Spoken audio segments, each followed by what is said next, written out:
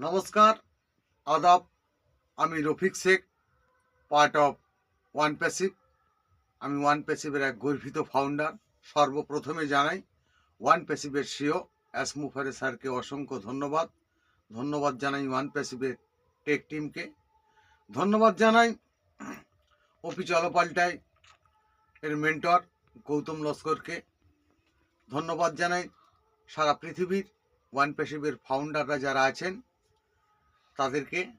ধন্যবাদ জানাই এস মুফারে স্যারের পিতামাতাকে। তাই আমি ওয়ান প্যাসিভ সম্বন্ধে দু চার লাইন ছন্দের মাধ্যমে ওয়ান প্যাসিভটা কেমন হবে সেটাই বলতে চাচ্ছি।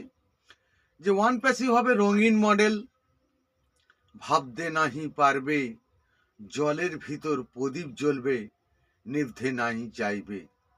জলের যতই গতি বাড়বে, প্রদীপের বাড়বে জ্যোতি, জলের ভিতর মোমের আলো, ওয়ান প্যাসিভের স্মৃতি। জলের জ্যোতি স্মৃতি থাকেই, ডাঙায় কেমন হবে, চারিদিকেতে দেখতে পাবে, নতুন আলোয় জ্বলবে। জলে যখন পাহাড় পর্বত দেখতে লাগবে ভালো, জলের প্রদীপ ডাঙায় এলো, মানব জাতির আলো। জলে জ্বলবে, ডাঙায় জ্বলবে, ওয়ান প্যাসিভের আলো। এই আলোটাই এনেই দেবে এস মুফারের সিও। এই আলোতে দেখতে পাবেই ফাউন্ডারদের ছবি, 800 কোটি মানব জাতি এটাই দেখবে মুভি। ঝড় কিন্তু উঠেই গেছে, সারা বিশ্বেই বলছে, জলের প্রদীপ ডাঙায় কিন্তু এস মুফারেই আনছে।